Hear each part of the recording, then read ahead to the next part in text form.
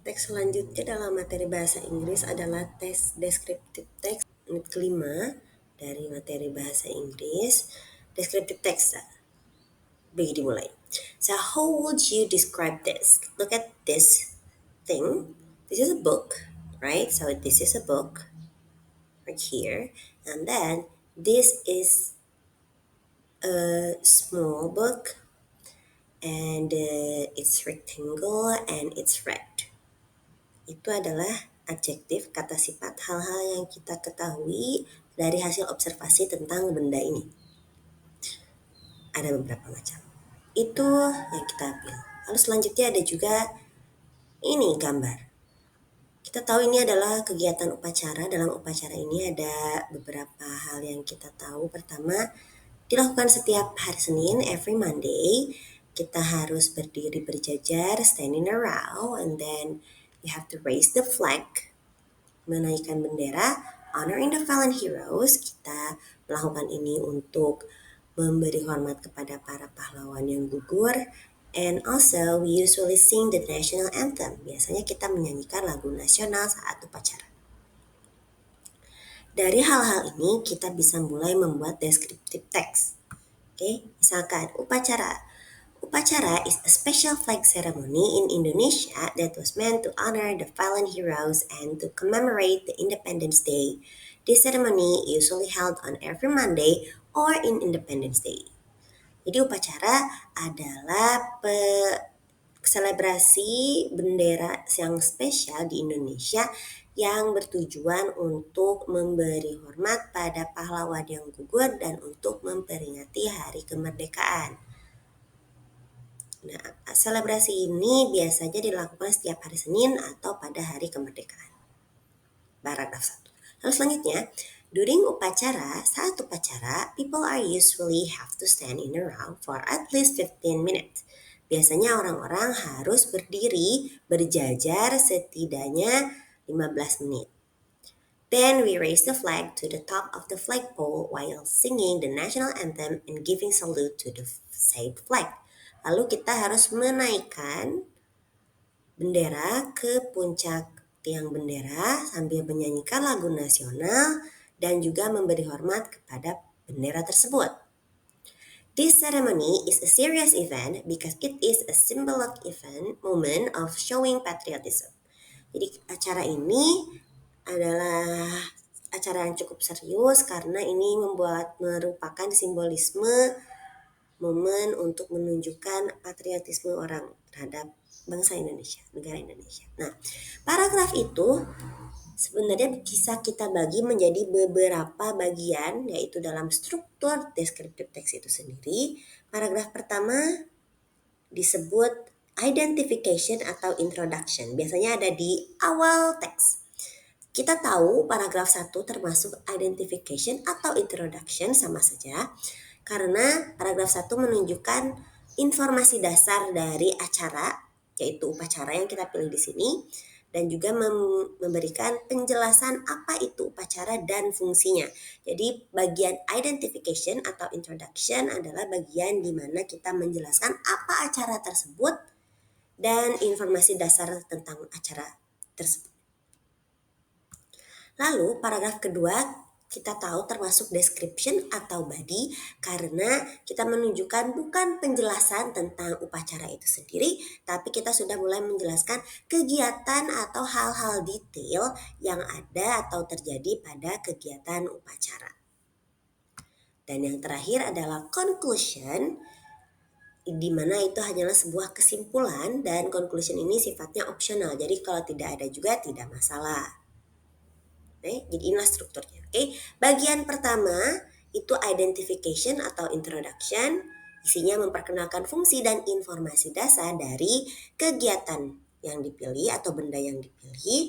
Lalu bagian selanjutnya adalah description atau body yang menjelaskan secara detail bagian dari kegiatan yang kita pilih atau informasi detail apapun itu.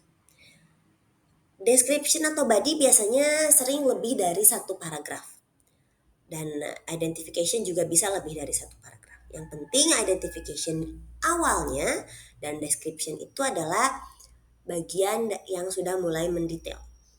Lalu untuk conclusion sering tidak tertuliskan dan ini adalah sebuah penutup yang bersifat tidak wajib dan isinya adalah informasi yang memberi kesan.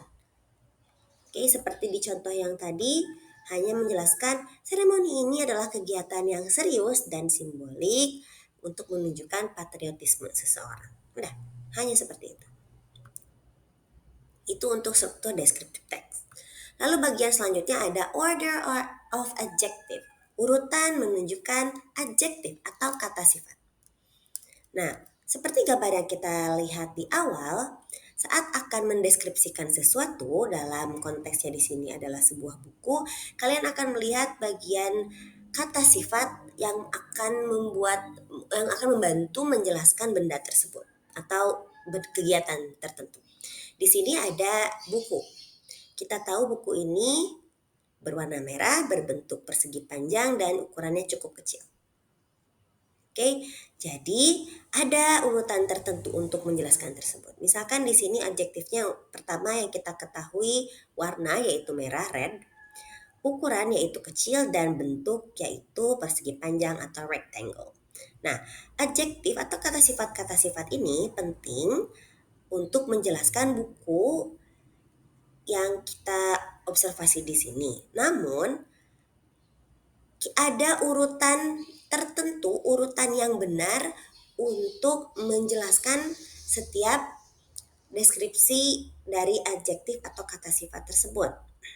Di sini, a small rectangle red book. Okay, a small rectangle red book. Jadi dimulai dengan ukuran dulu, size, lalu bentuk rectangle, dan ditutup dengan warna, dan akhirnya si benda itu sendiri yaitu book. Oke, lalu apakah yang kita ketahui cuman ini? Bagaimana kalau penjelasannya ada semacam ini terbuat dari kertas, paper. Urutannya di mana? Apakah a small paper rectangle, a small rectangle paper book, atau di mana? Oke, jadi urutan lengkapnya ada di sini. Dimulai dengan determiner atau quantifier. Jadi kalau ada kata-kata seperti yang artinya sebuah dan juga an yang sama artinya sebuah, lalu ada the, this, that, this, dan seterusnya sampai several. Kata-kata ini disimpan di awal, urutannya paling awal. Lalu diikuti dengan opinion, yaitu hasil observasi hasil observasi subjektif. Jadi seperti cute, imut, handsome, tampan, beautiful, indah, cantik, pretty, cantik, scary, menakutkan, lovely, dicintai. Hal-hal ini subjektif ya, karena misalkan seekor kucing menurut orang A disebut cute. Tapi ada orang lain yang merasa kalau kucing itu menakutkan. Jadi scary. Oke, makanya cute, scary itu subjektif. Setelah urutan opinion, kita mengurutkan dari bentuk, dari ukuran, yaitu small, large, big, gigantic. Oke, lalu ada shape, yaitu ada round, bulat, rectangle, segi panjang, dan square, persegi. Lalu ada age, yaitu muda, tua, young, old, antik, yaitu kuno, dan ancient yaitu kuno, dan antik yaitu antik. Color, lalu urutan selanjutnya color seperti merah, red, pink, blue, biru, atau kuning. Lalu origin yaitu asal mula, biasanya ini ke tempat. Indonesia, China, Jerman, Jakarta, Bali, atau urutan tempat manapun. Lalu material yaitu bahan. Bahannya dari apa? Dari wool, dari silk, yaitu silk itu artinya ini ya, namanya apa? Satin. Lalu plastik dari kayu dan metal, silver. Lalu selanjutnya ada purpose, yaitu kegunaan dan fungsi dari benda. Computer desk, meja untuk komputer. Jadi komputernya ini adalah fungsinya karena bendanya itu meja. Oke, lalu noun, hal yang dideskripsikan. Jadi bendanya atau si acaranya. Contoh, I visited ancient spooky German castle. Kita urutkan dimulai dengan yang dulu. yaitu karena indeterminate jadi lalu opini spooky yang artinya menakutkan, lalu ancient yang artinya kuno, urutannya umur, lalu Jerman yaitu origin, castle. Nah, bagaimana kalau adjective order lain? Bagaimana kalau seperti warna atau bentuk? Nah, kalau tidak ada, di sini tidak ada warna ya, adanya a spooky ancient German, determiner, opinion, age, dan origin. Tidak ada warna, tidak ada bentuk, lalu kita skip saja. Oke, jadi urutannya determiner, opinion, tidak ada size, skip. Tidak ada shape, skip. Langsung ke age.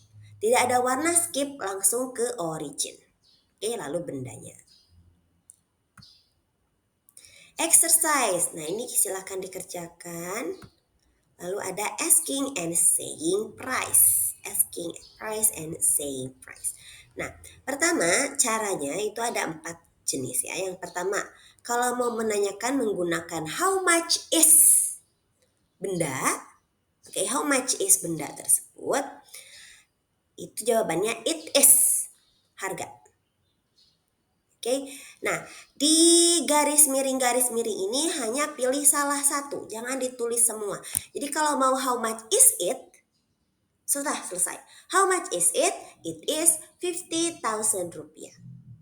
How much is the backpack? It is 50,000 rupiah. How much is the book? It is 50,000 rupiah. Jadi yang boldnya, yang ditebalkannya tidak diganti, tapi yang tidak ditebalkan yaitu yang garis miring itu pilih salah satu. Kalau pengen pilih it, si bendanya tidak usah dituliskan, tidak masalah. Lalu itu ada pasangannya ya. Jadi kalau yang how much is itu apa saying price-nya ke it is. Nah, selanjutnya ada pasangan yang kedua yaitu how much are benda. Jawabannya they are berapa. Jadi how much are they? They are 50,000 rupiah. Atau how much are the backpacks? They are 50,000 rupiah. How much are the books? They are 50,000 rupiah. Oke, lalu ada pasangan selanjutnya. How much does? Itu yang tidak boleh diganti. How much does it cost? Oh, sama cost jangan diganti. How much does it cost? It costs 50,000 rupiah. How much does the backpack cost? It costs 50,000 rupiah. How much does the book cost? It costs 50,000 rupiah. Jadi yang garis miring dipilih, yang bold tidak dihilangkan. Pasangan yang terakhir ada how much do bla bla bla cost. Lalu jawabannya they cost berapa? How much do they cost? They cost 50,000 rupiah. Kalau ingin barangnya, how much do the backpack cost? They cost 50,000 rupiah. How much do the books cost? They cost 50,000 rupiah. Jadi seperti itu. Pilih salah satu untuk garis miringnya. Oke, kalau tidak mau disebutkan bendanya atau kita tidak tahu bendanya namanya apa, bisa menggunakan it untuk pasangan 1 dan 3, lalu menggunakan they untuk pasangan 2 dan 4. Oke, untuk 2 dan 4 itu they dan menggunakan are. Jadi untuk 2 dan 4 itu baris 2 dan 3 untuk benda yang banyak. Kalau beli barangnya di bendanya lebih dari 1 itu menggunakan nomor 2 dan 4. Oke, kita lihat contohnya. How much is it? It is 20,000 rupiah. How much is the book? It is 20,000 rupiah. Oke, kalau mau bendanya disebutkan, the book, it-nya tetap it. Oke, selanjutnya how much are they? They are 50,000 rupiah. How much are the books? They are 50,000 rupiah. Oke, jadi kalau tidak tahu bendanya atau tidak tahu namanya pakai they. Kalau tahu langsung sebutkan the books, diganti. Lalu booksnya pakai s karena banyak. Oke, lalu how much does it cost? It costs 20,000 rupiah. How much does the book cost? It costs 20,000 rupiah. It-nya kalau tidak tahu nama, kalau tahu bendanya apa pakai the book. Oke, hanya bendanya satu jadi the book biasa. Lalu selanjutnya how much do they cost? They cost 50,000 rupiah. They itu kalau bendanya tidak tahu, the books itu kalau bendanya kita tahu yaitu buku. Lalu sekali lagi booksnya pakai S karena kita tahu itu banyak. Selanjutnya kita coba jawab ini. Oke, contoh. How much is the jacket? Jadi jawab it is 60,000 rupiah. Oke, ini pasangan yang pertama. How much is the jacket? It is 60,000 rupiah. Oke, silakan dilanjutkan kerjakannya. Lalu kalau sudah sampai sini kalian ada juga tugas akhir membuat deskriptif teks tentang kegiatan tertentu. Contohnya seperti yang tadi dibuat sesuai upacara. Oke, contohnya yang upacara. Mau menjelaskan kegiatan lain boleh, yaitu piket, gotong royong, galungan, atau nyepi seperti tersebut. Bisa buat sendiri. Oke, tugas ini jadi syarat ikut sumatif deskriptif teks.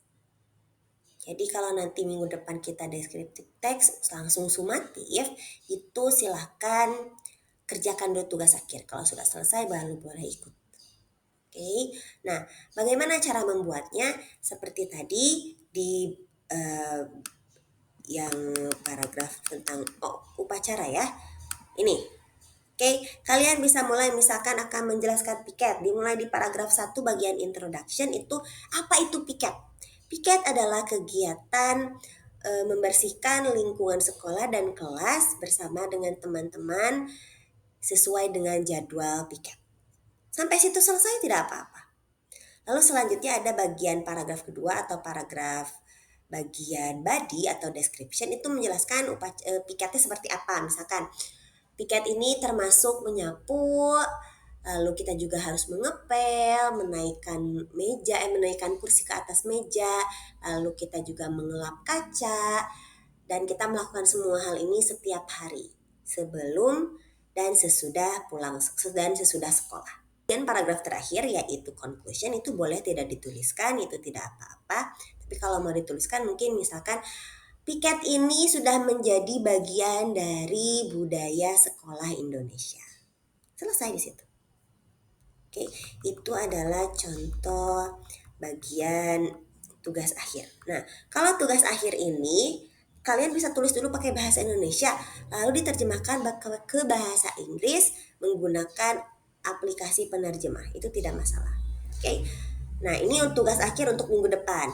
Untuk sekarang, khusus 9D, silakan klik link berikut ini. Lalu kerjakan 10 soal exercise yang tadi. Oke. Sekian dari Miss. Thank you.